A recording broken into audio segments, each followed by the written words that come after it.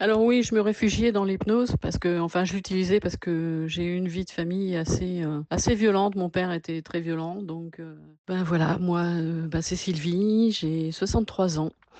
Cela fait, depuis mon enfance que j'utilise, l'hypnose pour, me réfugier, me protéger de certains aléas de la vie.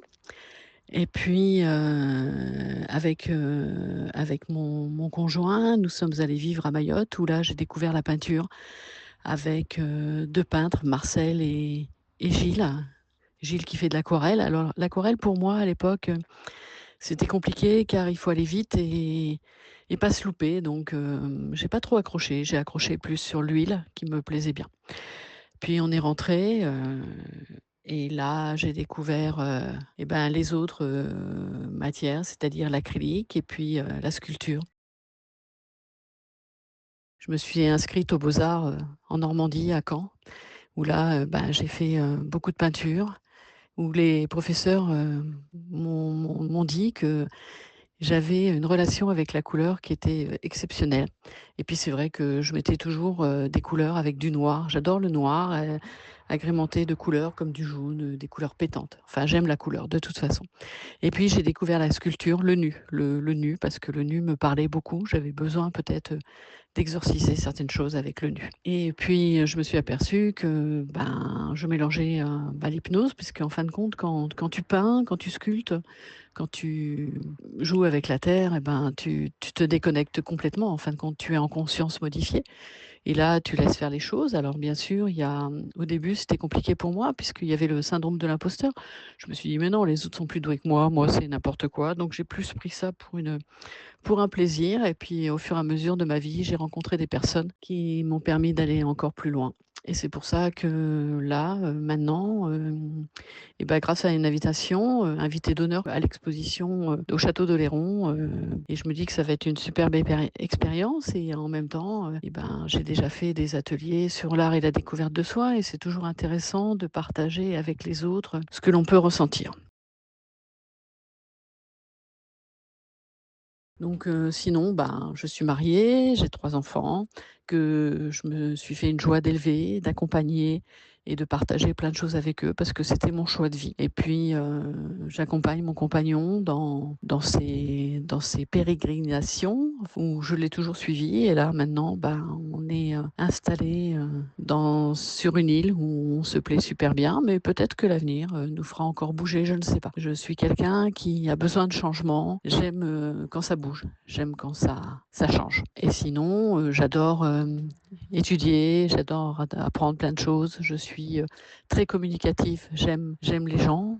J'aime, peut-être, aller vers les autres ou attendre qu'ils viennent vers moi. C'est plutôt ça, ouais, attendre quand voilà et les gens ont pas mal tendance à venir me trouver, à me raconter leurs petites misères et je trouve toujours des solutions à tout. Je suis médium, alors je ne vois pas forcément les choses, je les ressens et je suis capable, vraiment de ressentir les énergies, les vibrations des personnes et de mon entourage.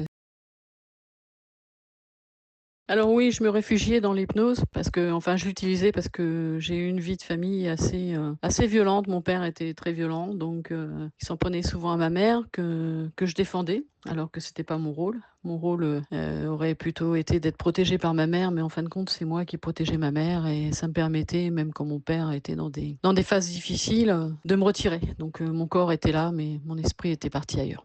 Donc voilà pourquoi j'utilise l'hypnose depuis trop longtemps et ça m'a permis aussi de surmonter certains traumatismes et d'aller plus loin et de les régler, un peu plus tard.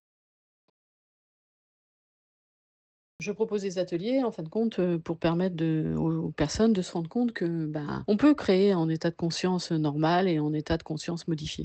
Et que quand on est en état de conscience modifié, en fin de compte, on peut aller, peut-être, rechercher encore plus loin, les ressources que l'on possède, mais que l'on a enfouies parce qu'on a tous dans notre vie, eu des chemins chaotiques, des problèmes, familiaux ou des traumatismes et c'est juste, voilà, l'hypnose permet juste d'aller, retrouver tout ça et d'avancer et peut-être même de retrouver le chemin, que l'on veut pour décider de sa vie.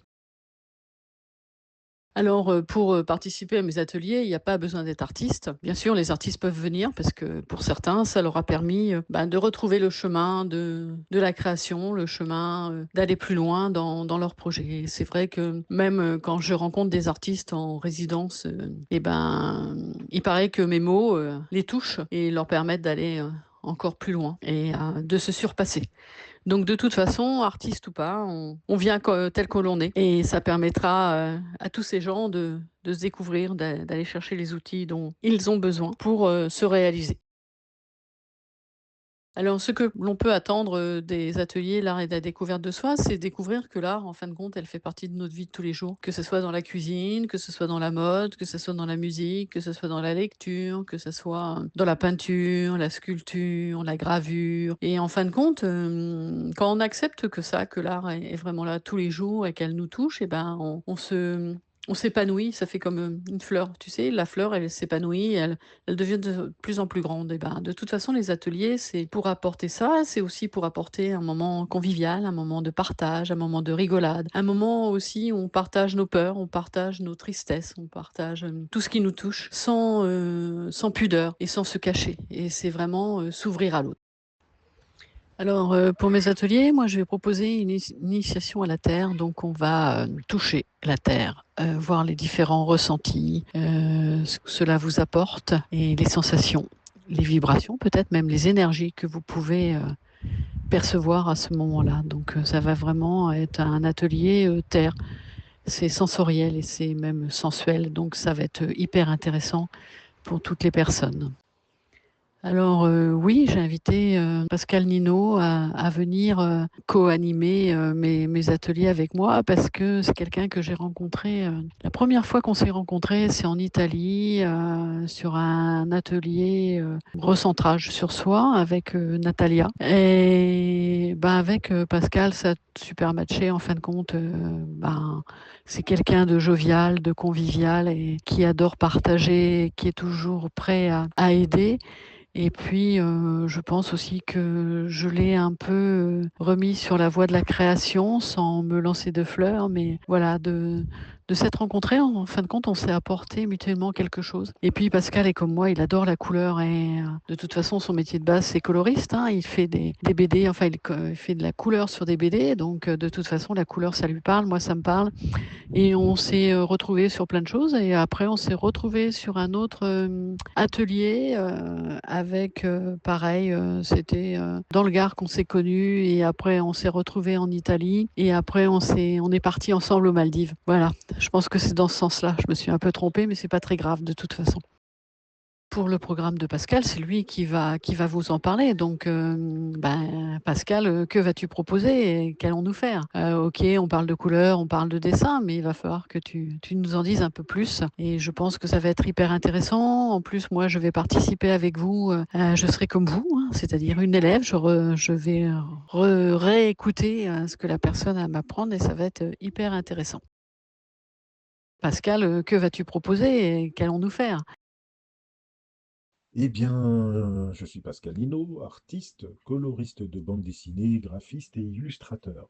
Mon parcours est celui de quelqu'un en quête de spiritualité. On peut dire que cette quête m'a amené à croiser le chemin de différentes personnes, dont Sylvie, que j'ai rencontrée lors d'un séminaire organisé par Nathalie Knepper. Et puis, nous nous sommes retrouvés de nouveau lors d'une retraite spirituelle en Italie. On avait bien rigolé, le courant est bien passé et nous nous sommes liés d'amitié.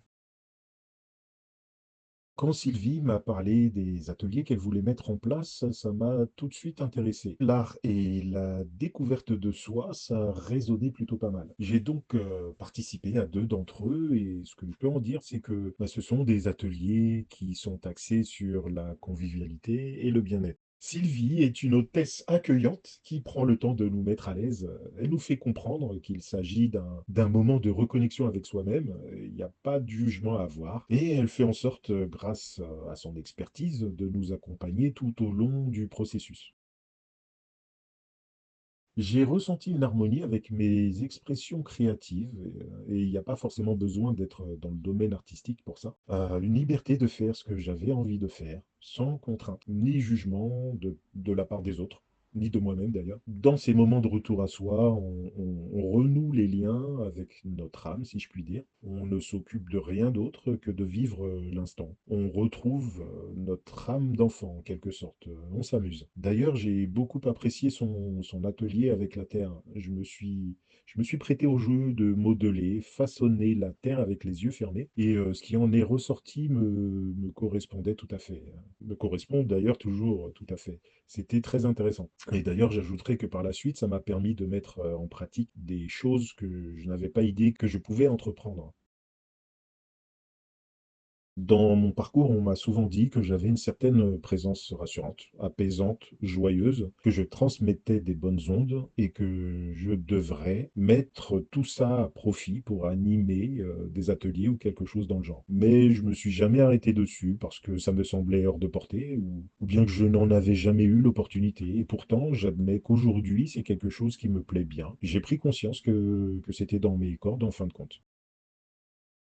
Eh bien, j'ai eu l'occasion de participer à plusieurs ateliers de coloriage en conscience organisés par Christine Morancy, qui est une artiste et une enseignante éveillée québécoise. C'est un exercice qu'elle a personnellement mis au point, qui consiste à colorier une illustration ayant un thème particulier. Et la subtilité, c'est qu'on ne choisit pas les couleurs, on les pioche au hasard. On ferme les yeux et on laisse agir le subconscient. Et puis, peu de temps après, j'ai participé à une retraite organisée par Elvira Diaz de la Conscience s'amuse. Le courant est également bien passé, comme avec Sylvie. Et Elvira m'a proposé de revenir pour la retraite suivante, mais en tant que protagoniste cette fois, pour y animer un atelier sur le thème du coloriage en conscience avec l'aval et la bénédiction de Christine. Eh bien, ce sont toujours des expériences enrichissantes, aussi bien pour moi que pour les participants. Il y a un dialogue qui se crée naturellement avec eux. Les discussions autour de leur création personnelle leur permet de mettre le doigt sur certains blocages. C'est galvanisant et chacun en ressort différent dans le bon sens du terme. Et d'ailleurs, pour la petite anecdote, un des participants avait remarqué un détail dans le dessin que j'avais proposé. Et ce détail, donc, avait eu une grande importance pour lui parce que ça lui avait donné une clé de compréhension. Et ça m'avait beaucoup touché en fait, parce que bah, je sais pas, il y a eu un truc qui s'est créé à ce moment-là et ça s'est fait comme ça. Et d'ailleurs, j'en profite pour dire deux mots au sujet de mon hypersensibilité. En effet, j'ai une certaine habilité à capter les émotions des autres.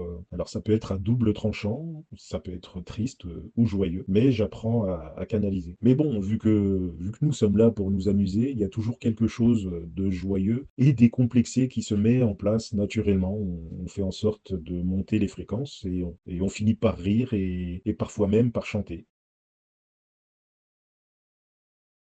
Ce que je vais proposer dans un premier temps, c'est une petite mise en condition grâce à un exercice très intéressant autour des cercles Enzo, c'est-à-dire les cercles zen que l'on réalise en un seul geste, avec le souffle. Ça va nous permettre de nous mettre en condition, de nous recentrer, de laisser le mental au placard, c'est surtout ça en fait, et de profiter du moment présent. Et tout ça avant de poursuivre sur les autres activités que vous découvrirez sur place, dans la joie et la bonne humeur. Et pourquoi pas avec un petit verre de vin, n'est-ce pas?